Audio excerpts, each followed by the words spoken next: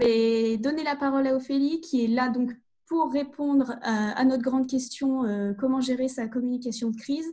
Ophélie, je te laisse faire une petite présentation de toi et de ta structure également avant de commencer et puis après on t'écoute. Et également, simple précision, n'hésitez pas à noter vos questions sur la conversation. C'est moi qui les posera et après je vous demanderai de les préciser si on ne les comprend pas. Mais n'hésitez pas à mettre vos questions. Et avec Ophélie, on s'est entendu, vous pouvez poser vos questions tout au long de la présentation. Ça ne gêne pas, Ophélie, qu'on puisse s'arrêter un moment dans la présentation pour répondre à certaines questions. Donc, n'hésitez vraiment pas à mettre vos questions dans la conversation. Je vous remercie et je te laisse la parole, Ophélie. Merci Marjolaine. Bonjour à tous. Donc moi c'est Ophélie. J'ai créé Comment Basket pour accompagner en fait les structures à impact positif, les entrepreneurs sociaux et les structures de l'ESS dans le développement de leur communication. Et donc aujourd'hui je vais intervenir avec vous sur la communication de crise. Je vais essayer de vous donner les clés, le maximum de clés pour que vous puissiez gérer votre communication pendant cette période. Donc, je vais vous partager mon écran avec un petit PowerPoint. C'est celui-là. Et on va commencer. Donc, comme Marjolaine l'a dit, moi, ça ne me gêne pas si vous avez des questions au fur et à mesure d'y répondre. Voilà, ou des choses que vous n'avez peut-être pas compris dans mes explications, il n'y a aucun problème. Est-ce que déjà tout le monde voit, excuse-moi Ophélie, est-ce que déjà tout le monde voit bien l'écran d'Ophélie déjà, vous pouvez me répondre avec un pouce. Est-ce que vous voyez tous? Super, merci beaucoup. À toi Ophélie, pardon. Il n'y a pas de souci. Donc, j'ai reçu Marjolaine m'a fait passer pas mal de questions, dont pourquoi est-ce qu'il faut communiquer en temps de crise et pourquoi il faut communiquer. En fait, moi, ma seule réponse, c'est la seule option et en particulier en ce moment. Pour plusieurs raisons, donc celle qui est affichée sur le PowerPoint. Déjà, communiquer, ça permet de ne pas laisser place aux doutes et aux spéculations. Ce qui est hyper important dans la mesure où ça peut générer du stress, des conflits, voire pas mal de questions de la part des différents types que vous avez en fonction de vos activités.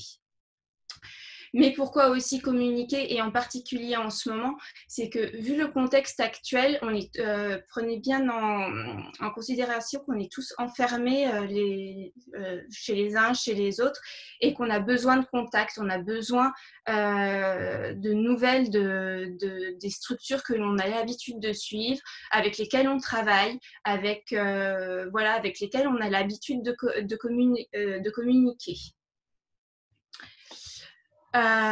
Oui, c'est bon.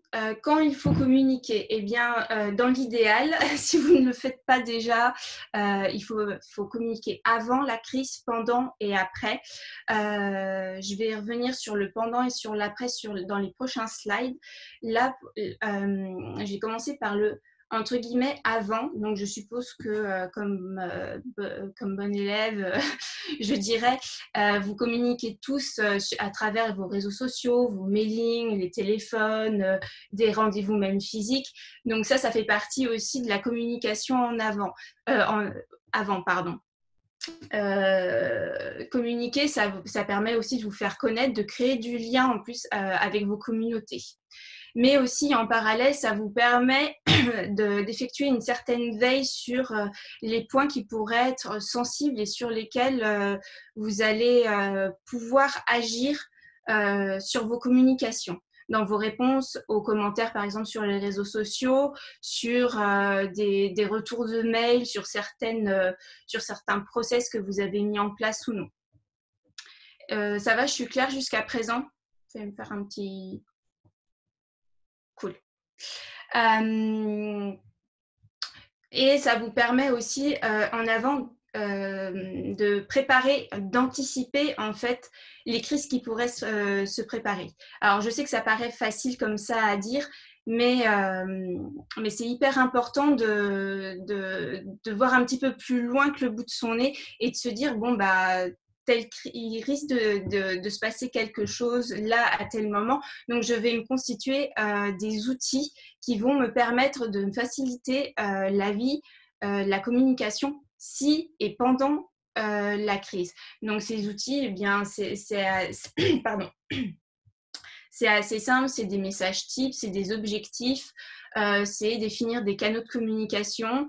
C'est déjà tout un travail en amont sur tout ce que vous avez en fait à votre disposition et sur les messages et le positionnement que vous voulez adopter en tant que structure.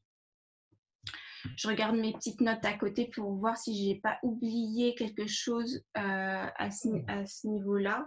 Non.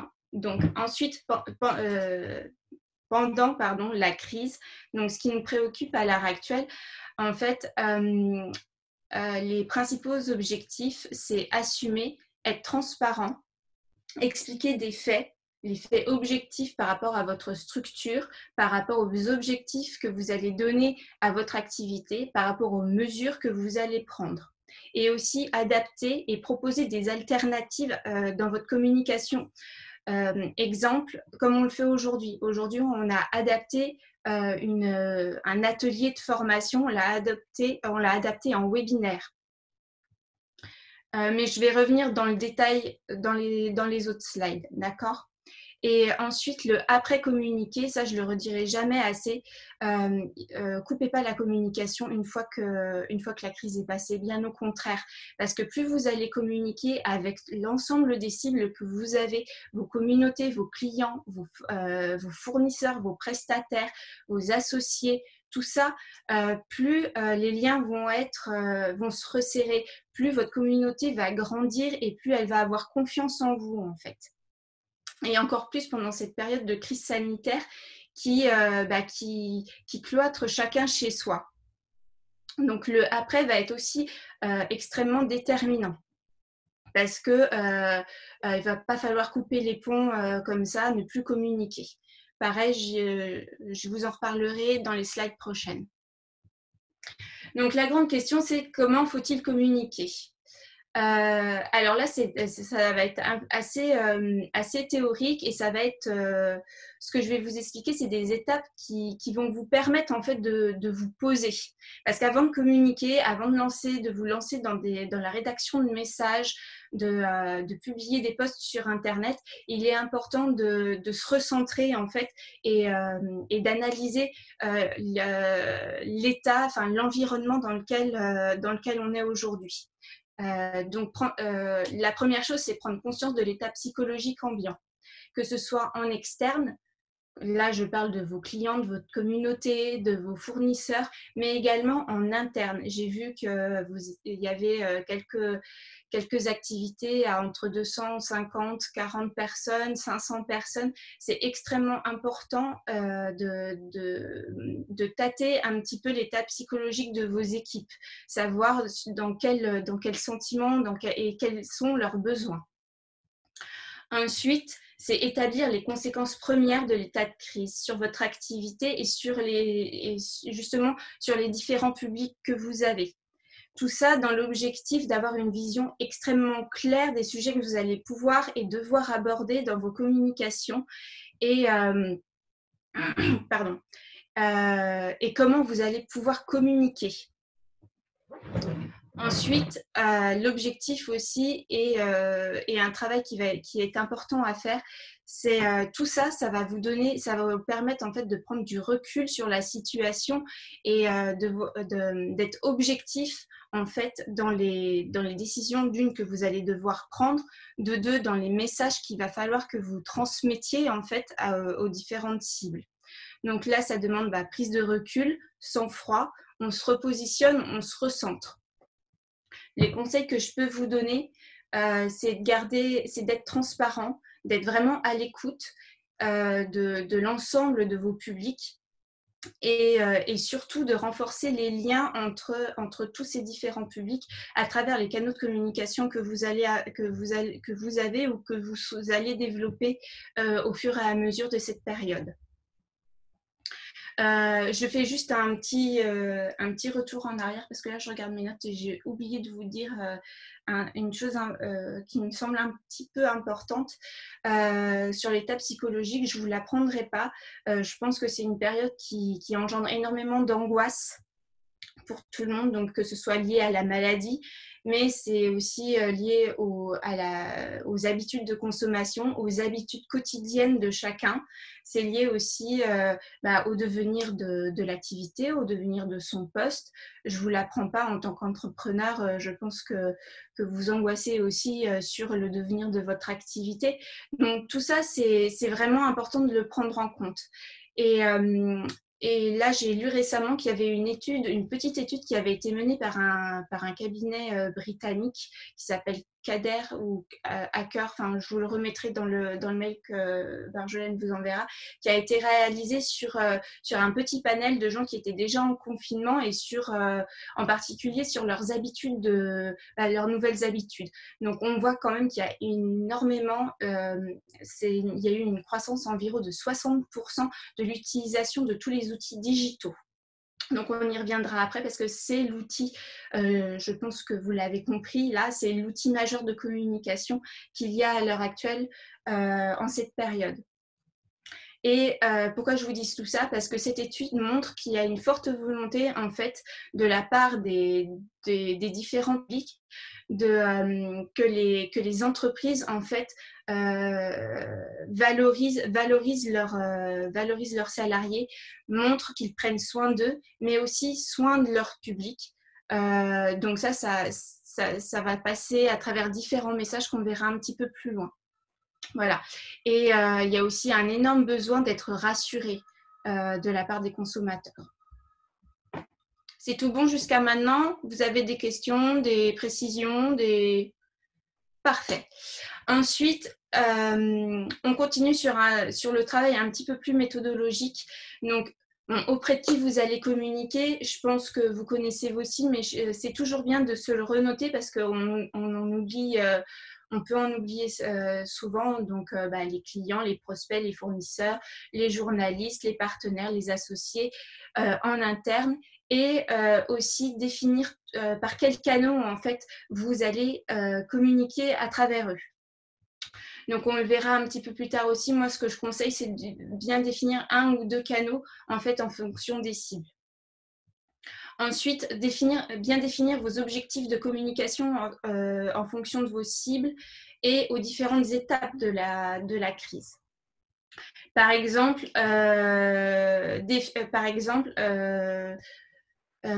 qu'est-ce que je pourrais vous dire? Oui, en interne. L'objectif, c'est les rassurer. Donc, on fait comment?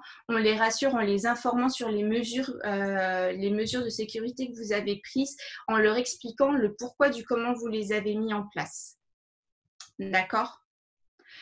Et tout ça, ça va vous permettre après de définir les messages et le ton à utiliser. Donc, ça paraît très méthodique, très carré, mais franchement, c'est vraiment une méthode qui fonctionne, de prendre le temps de se poser et de poser tout ça, pour être efficace après. Donc, vous l'aurez compris, les ingrédients d'une bonne communication de crise, c'est d'être réactif, assumer et être transparent. Je vous ai mis aussi choisir un bon porte-parole. Pourquoi? Parce que c'est quelqu'un qui va représenter l'entreprise. C'est quelqu'un qui doit avoir du sang-froid, du recul et être objectif dans ses paroles. Alors, en fonction de la taille de l'entreprise, vous pourrez ou vous ne pourrez pas le faire, mais en règle générale, c'est soit le dirigeant, soit un représentant de la direction de la communication qui le fait. Ensuite, en termes d'ingrédients, ce qui est également important, et ça, je vais pas l'apprendre aux entrepreneurs sociaux, c'est la coopération.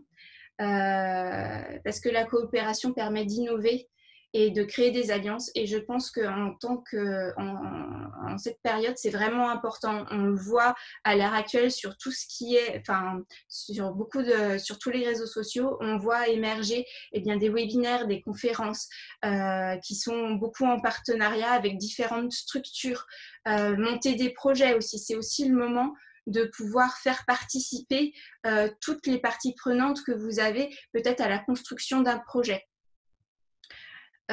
Autre attitude aussi, c'est penser à être factuel et de prouver ses déclarations. Ne partez pas dans tous les sens. Restez sur des faits objectifs, vérifiés et vérifiables. Et surtout dans vos messages, il est vraiment impératif d'être compréhensible pour pas qu'il y ait de sous-entendus, de mauvaise compréhension, de mauvaise communication et qui vont engendrer après une autre crise, une autre mini-crise que vous aurez à gérer. Comment faut-il communiquer ?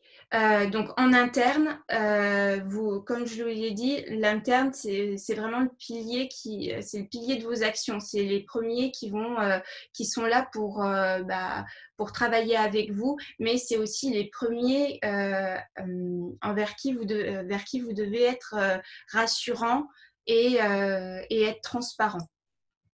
Donc moi, ce que je conseille, c'est vraiment de garder le lien et de les renforcer dans votre équipe. Laissez place aux échanges, laissez-les parler, laissez-les exprimer aussi leurs craintes et leurs besoins et impliquez-les peut-être aussi dans certains projets.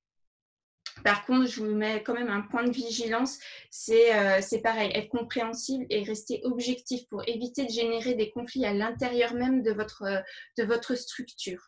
Encore une fois, diffuser des informations vérifiées, vérifiables. Ensuite, plutôt sur l'externe. Donc là, on repart aussi sur une méthodologie qu'on a vue précédemment. Donc, c'est bien définir un message officiel. Vous devez, en tant qu'entreprise, en tant que structure, vous positionner. Vous positionner sur l'état actuel, faire un état des lieux de votre activité, des mesures que vous avez mises en place, que ce soit dans vos locaux, auprès de vos salariés, sur les produits et services que vous allez proposer, si vous les continuez, comment, si vous les arrêtez, pourquoi, et ainsi de suite. Les tons utilisés, pareil, là, c'est beaucoup d'objectivité, être rassurant. Et moi, je vous invite vraiment à remettre de l'humain dans vos messages, de miser sur vos valeurs. Je sais qu'en tant qu'entrepreneur, et particulièrement en tant qu'entrepreneurs sociaux, on véhicule énormément de valeurs qui sont la solidarité, la coopération, remettre l'humain au cœur de l'activité, miser là-dessus et démontrez-le. Sincèrement, ce sera vraiment des leviers de communication et même pour après la crise, ça va être, c'est vraiment des choses sur lesquelles il faut miser.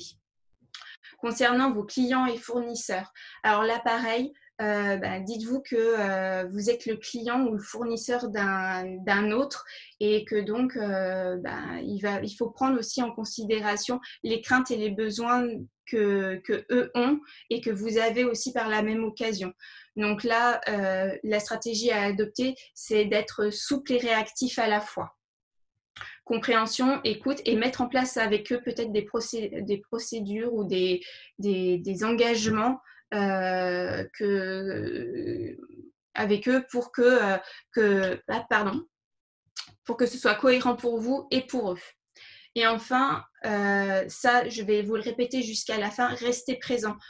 Continuez à communiquer, garder le lien avec vos clients, avec l'ensemble de vos publics, mais tout en adaptant vos messages. Inventer de nouvelles interventions.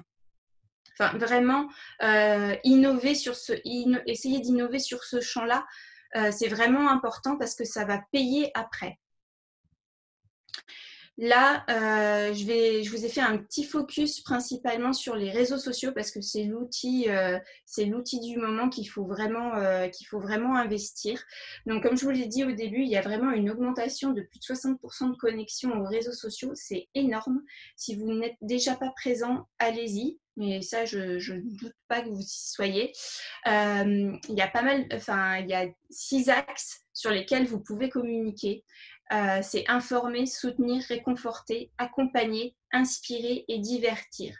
Vous pouvez, dans toute votre stratégie de communication, diversifier l'ensemble de vos messages sur ces différents axes. Ça va permettre de renforcer les liens, de créer de la notoriété, aussi de renforcer votre capital sympathie, qui est extrêmement important. les choses à faire et les choses à ne pas faire. Donc, comme je vous l'ai dit, adaptez votre stratégie. Adapter votre stratégie à la période actuelle. On ne va pas parler pardon, on va pas parler exclusivement de vos produits et de services. On n'est pas à faire des promotions. On est là vraiment pour informer, pour être présent, pour continuer et étendre en fait le lien que vous avez avec vos différents publics. Continuez aussi à informer vos communautés sur votre situation d'entreprise. Je ne vous dis pas de le faire tous les jours ni toutes les semaines, mais au fur et à mesure de l'évolution de la crise, les décisions que vous allez devoir prendre. Partager du contenu inspirant. Ça aussi, encore une fois, on est tous confinés chez nous. Toutes les bonnes idées sont à prendre, tous les divertissements sont à prendre, mais bien sûr adaptés à votre activité. Là, je vous ai mis quelques petits exemples en fonction des différents axes de communication que j'ai pu voir sur les réseaux. Donc là, informé, il y a Cosibio ou l'Amazura qui ont informé sur les mesures qu'ils ont prises de télétravail vis-à-vis de leur équipe. Voilà, et où ils ont présenté aussi leurs équipes. C'est remettre en fait de l'humain dans votre communication si vous n'en avez pas déjà. Divertir, j'adore Michel et Augustin, j'aime vraiment beaucoup leur communication, c'est distrayant, c'est frais, c'est vraiment voilà, c'est aussi divertir votre communauté et créer des interactions. Soutenir, c'est aussi important comme message. Montrer votre engagement auprès des femmes et des hommes qui continuent, eux, à être sur le terrain. Voilà, donc ça passe bien par ce que je vous disais, adapter votre communication et même votre activité, pourquoi pas. Koufou et le slip français se sont mis à faire des masques. Vous, peut-être que vous avez développé une autre initiative. N'hésitez pas à la mettre, n'hésitez pas à la valoriser. Et des choses inspirantes. Donc là, je vous ai mis une image avec de l'eau qui coule ou une petite citation. C'est vraiment, voilà, c'est redonner des sentiments d'ouverture, des sentiments positifs. On a vraiment besoin d'avoir une communication positive en ce moment. Donc, comme je vous l'ai dit tout à l'heure, c'est pas parce que le confinement et la crise va s'arrêter qu'il va falloir arrêter de communiquer. Bien au contraire, il faut continuer parce que vous aurez gagné en capital sympathie, vous aurez gagné en notoriété, vous aurez été transparent avec vos publics et ça va être gagnant pour vous. Il va falloir continuer aussi à les informer sur le retour à la normale, sur, on le sait, le déconfinement se fera progressivement. Donc ça aussi, c'est des choses qu'il va falloir anticiper et prévoir. Oui, anticiper et prévoir forcément. Voilà. Et ce sera aussi l'occasion de revaloriser vos équipes, de revaloriser vos partenaires, de montrer que la crise ne vous a pas complètement atteinte, mais justement à renforcer certains champs de votre activité. Enfin, mon dernier conseil, c'est anticiper. Là, on est tous dans une période de confinement chez soi. Je sais que ce n'est pas facile, mais je pense que vous êtes bien conscients, on est tous bien conscients que la sortie de crise n'est pas pour tout de suite et qu'elle ne sera pas forcément très simple. Donc, vous avez le temps là d'anticiper en fait sur votre communication, sur les messages que vous allez publier, sur lesquels vous allez communiquer au fur et à mesure. Donc ça, si c'est un conseil que je peux vous donner, c'est bien celui-là. Donc voilà, j'ai fini ma présentation. Elle a été co-réalisée avec l'agence Pando, avec laquelle je suis en partenariat aussi sur de l'accompagnement de communication en général et à l'heure actuelle de crise. Voilà, pour les entrepreneurs et les porteurs de projets à impact positif. Donc j'espère que ça aura répondu à certaines de vos questions. Maintenant, on peut passer aux questions-réponses. Merci beaucoup, Ophélie. N'hésitez pas à commencer à mettre vos questions sur la conversation pour qu'on puisse y répondre. Alors, est-ce qu'on a des questions? Pourrions-nous, s'il vous plaît, avoir un panel d'outils qui peuvent être utilisés? Donc, Nadège qui pose cette question. Est-ce que tu as des outils à conseiller? Et puis peut-être les participants peuvent en partager aussi sur la conversation. Alors, Nadège, de quel type d'outils tu parles? Est-ce que tu parles d'outils type réseaux sociaux, type travail collaboratif, comme externe? Eh bien, les outils principaux, c'est principalement les réseaux sociaux. Je peux te donner aussi l'ensemble des réseaux sociaux. Je ne sais pas si tu es déjà sur certains d'eux, mais je te conseille d'y être. Sinon, il y a tout ce qui est mailing. Donc là, tu as de la construction de mailing comme Mailchimp, pardon, Senditblue. Voilà, en termes de com externe, sincèrement, aujourd'hui, c'est principalement digital. Donc, après, ça peut être des outils de travail collaboratif. Tu as toute la suite de Google, tu as toute la suite Microsoft, tu as aussi des solutions open source. Voilà. Est-ce que j'ai répondu à ta question? Je lis aussi d'autres questions. On a une personne qui demande si on pourra voir la présentation plus tard. Donc Angélique, oui, en effet, c'est un webinaire qui est enregistré, donc il sera il sera disponible en replay sur le site du Move. On a une question de Anne-Gaëlle de gestion de crise qui demande est-ce que Ophélie, tu as une précision pour mesurer, via des outils notamment, l'efficacité de ces communications en termes de viralité, tonalité, ambassadeur? Est-ce que tu peux répondre à cette question, Ophélie? Alors, en termes d'outils de mesure, bien évidemment, vous avez tout ce qui est statistique sur vos réseaux sociaux. Pareil pour les emailing, en fonction de la plateforme que tu utilises, tu as une rubrique statistique où tu peux voir les taux de rebond, le nombre de clics, ce genre de choses, le nombre de partages aussi de tes publications. Merci. On a aussi une question de Manon d'Initiative et France Active Aura qui demande si tu penses que la communication via emailing est efficace pour communiquer sur nos mesures auprès de nos collègues en local. Via l'email, non, je pense que si c'est vers vos collègues, l'emailing est quand même quelque chose de masse, est un outil de communication de masse. Si c'est auprès de vos collègues, préférez plutôt des canaux un petit peu plus, je dirais, privés. Si vous utilisez, par exemple, je prends Teams parce que j'y suis pour d'autres choses, il y a des canaux dédiés en fait. Voilà, préférez ce genre d'interaction ou même, je ne sais pas, faites une réunion visio comme on le fait là pour qu'il y ait vraiment de l'échange. Surtout si ce sont vos collègues et en interne, c'est important de créer ce lien. Voilà. Merci. On a Claire de Cluster Jura qui demande comment éviter d'afficher un opportunisme mal placé. Comment éviter? Bien, est-ce que tu aurais un exemple tout simplement, comment éviter d'afficher un opportunisme mal placé? Est-ce que Claire, tu veux, s'il te plaît, préciser la question en mettant ton... Oui, s'il te plaît. Merci. Je prends l'exemple d'une entrepreneuse locale qui fait de la revalorisation de bâches publicitaires que j'accompagne, qui a du mal à se sentir légitime dans sa posture d'entrepreneuse, qui a été sollicitée par certains de ses partenaires pour réaliser des masques.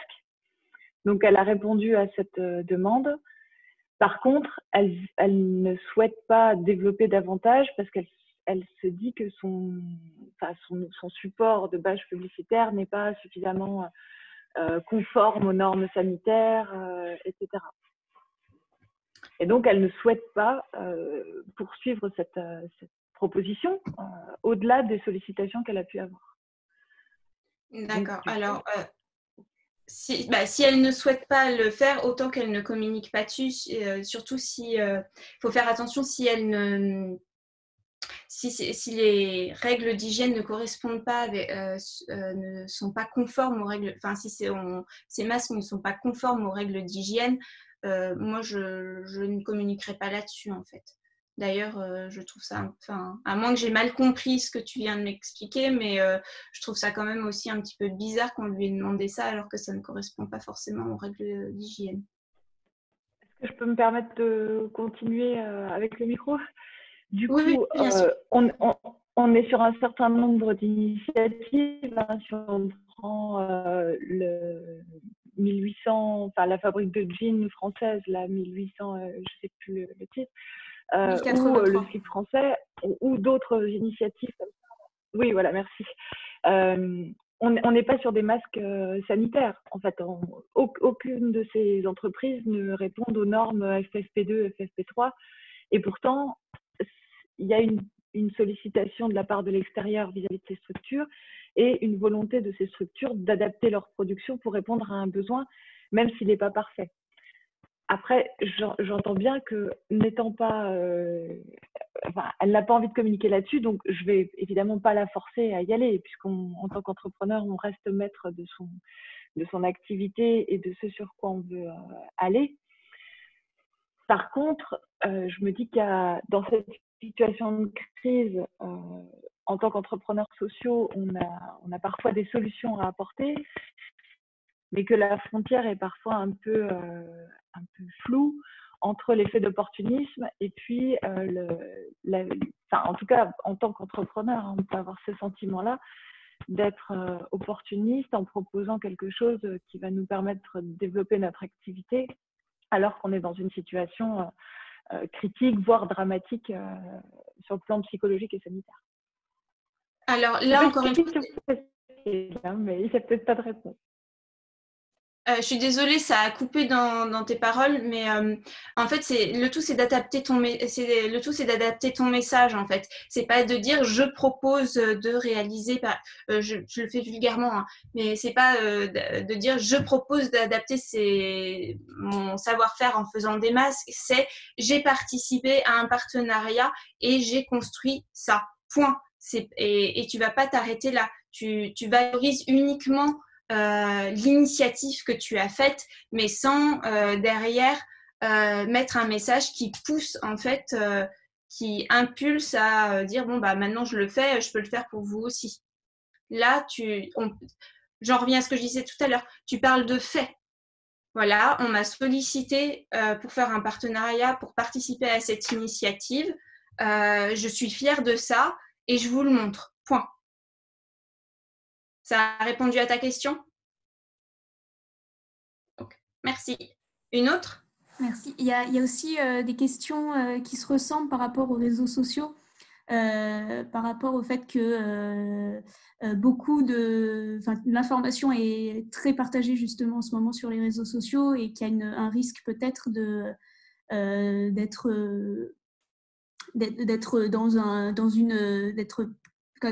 notre communication soit submergée et qu'elle puisse pas être assez vue. Mais il y a aussi cette question-là sur la perte de qualité de l'auditoire quand on communique sur les réseaux sociaux. Est-ce que tu as quelque chose à apporter là-dessus, Ophélie ? Alors oui, c'est vrai que le message risque d'être noyé, mais je sais pas. En fait, il y en a qui ont une stratégie de prise de parole en fait sur les réseaux qui n'aura pas bougé depuis le départ. Je vous dis par exemple, j'ai décidé de poster 3 posts sur les réseaux sociaux par semaine. Il y en a qui en sont restés à ça et en fait tout va dépendre de l'algorithme. Alors ça, après on va rentrer dans des questions un peu plus techniques, mais il y a beaucoup d'algorithmes en fait sur les réseaux sociaux qui font remonter les publications. Donc oui, il y a ce risque effectivement que ton message soit noyé dans la masse, mais il ne faut pas oublier qu'à l'heure actuelle, les gens passent leur vie en fait sur les réseaux sociaux et que le nombre d'interactions a doublé, si ce n'est plus, en ce moment. Donc, je dirais que c'est un risque, mais modéré, en fait. Merci. Est-ce qu'il y a d'autres questions pour Ophélie? Sinon, en attendant, on aurait aimé avoir le témoignage si parmi les participants cet après-midi, vous avez envie de partager vous, qu'est-ce que vous avez mis en place jusqu'à maintenant comme communication? Qu'est-ce que vous avez proposé dans votre structure? Est-ce qu'une personne ici voudrait partager son expérience en tant que structure et sur sa communication?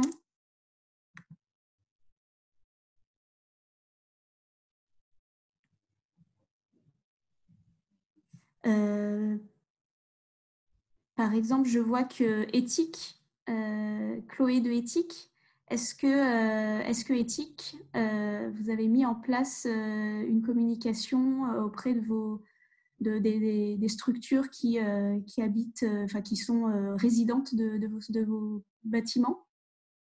Oui, ouais, oui, tout à fait. On a mis en place une communication de par l'intranet. Après, c'est vrai que sur nos réseaux sociaux, on a laissé tomber un peu les réseaux sociaux à un long moment et à notre plus grand regret. Donc, on est justement en train de réfléchir à une stratégie sur cette partie-là. Et puis après, sur tous nos partenaires, nos prestataires, nos fournisseurs, on a envoyé plus des coms via email. Sendinblue, on utilise de notre côté. Donc voilà, on a fait des coms rapidement sur ces aspects-là. Sur les réseaux sociaux, on peine encore un peu à se dégager du temps pour le faire, mais c'est notre volonté de le faire. Voilà. D'accord. Et vous avez déjà une idée des communications que vous pourriez faire sur les réseaux sociaux, par exemple? Est-ce que ça va être plutôt informatif, comme a pu en parler Ophélie, ou est-ce que... Et ben là, on a prévu cette semaine, par exemple, faire une communication sur les types d'aides qui sont proposées, soit par l'État, soit par d'autres entreprises, je sais pas, par exemple, le don du sang ou en première ligne.fr, ce genre de choses. Je pense qu'on va communiquer là-dessus pour aussi inciter à ce que notre communauté nous donne toutes les aides qu'ils ont pu recenser à droite à gauche et puis qu'ils puissent répondre aux postes dessous pour que chacun ait un peu en tête en fait comment on peut aider dans cette crise-là. Donc voilà, ce type de communication. Après, il y aura aussi un peu de l'informatique sur quels sont les types d'aides aux entreprises qu'on a chez nous, nos résidents, ce genre de choses. Très bien, merci beaucoup. J'ai d'autres questions. On a Aurélia Latournerie qui demande: est-ce que vraiment les entreprises ont le temps de lire les mails et surtout potentiellement d'y répondre? Je ne sais pas si Ophélie, tu as une réponse à cette question. Alors, des mails, c'est-à-dire un mail d'information, mail de... Parce que, Aurélia, est-ce que tu pourrais préciser? Je ne comprends pas. En fait, si tu parles d'emailing comme des newsletters, ce genre de choses, ou Par exemple, faire remonter leurs besoins. à faire remonter leurs besoins. Ça, en fait, je ne pourrais pas forcément te répondre là-dessus puisque ça dépend aussi de l'organisation interne de l'entreprise, savoir s'il y a des gens qui sont au chômage partiel, s'ils sont à mi-temps. C'est sûr que là, je ne peux pas forcément te répondre comme ça. Il faudrait faire au cas par cas. Mais l'exemple que j'ai donné tout à l'heure, ça reste aussi de créer de l'échange en fait. Je pense qu'aujourd'hui tout le monde fait au mieux de ce qu'il peut et de ce qu'il est en mesure de faire. Voilà.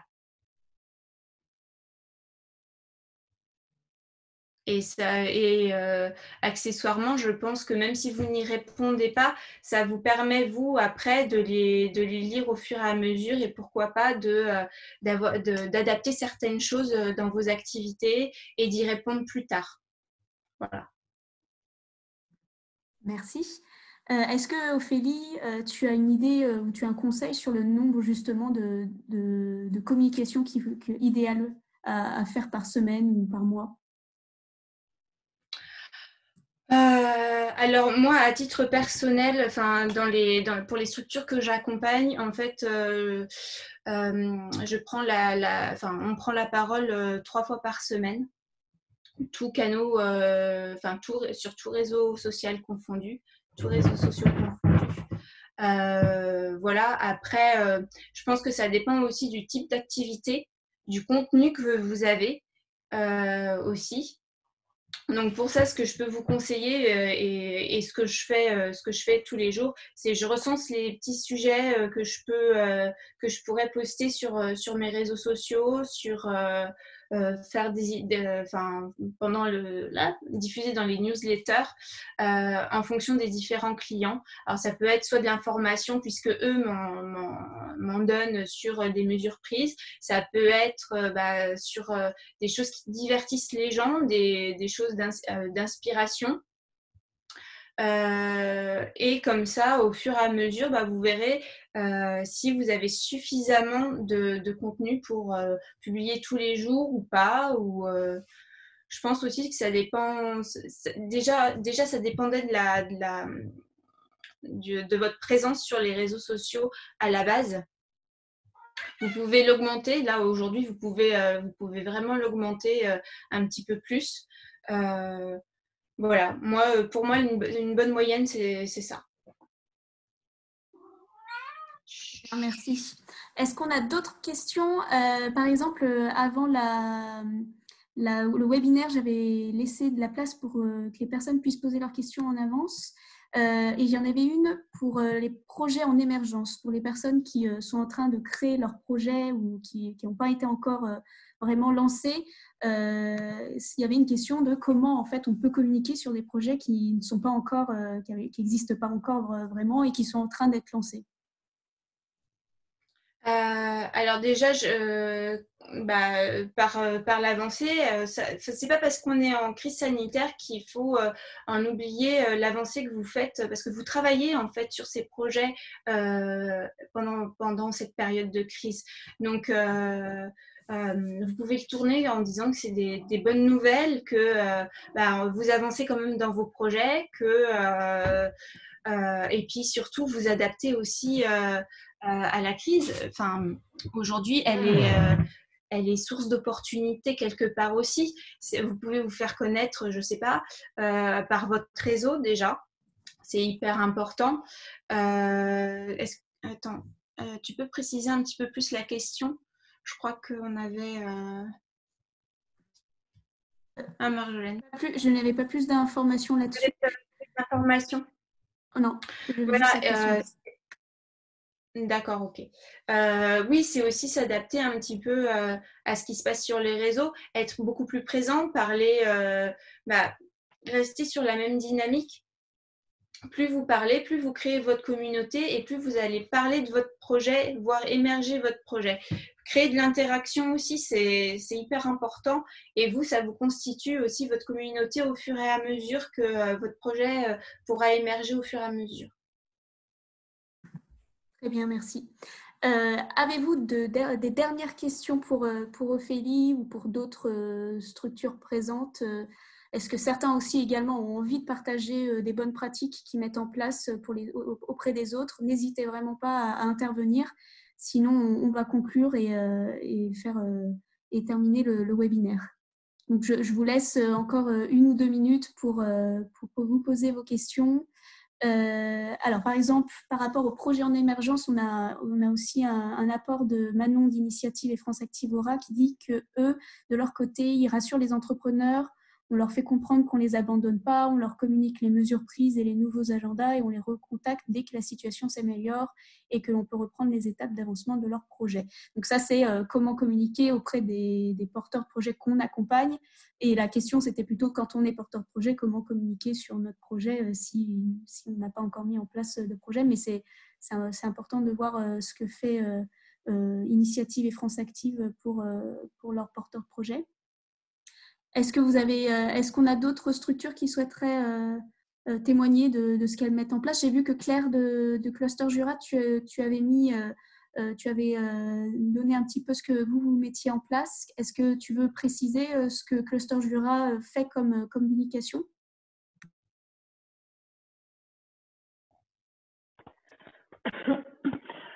Du coup, on s'est répartis, on est une équipe de 5 chargés de mission et on a pris contact avec l'ensemble de nos sociétaires qu'on appelle individuellement parce que comme me disait Ophélie, rien tel que le contact direct plutôt que le mail où du coup il y a quand même une flopée de mails entre les newsletters et une communication surabondante, on va dire.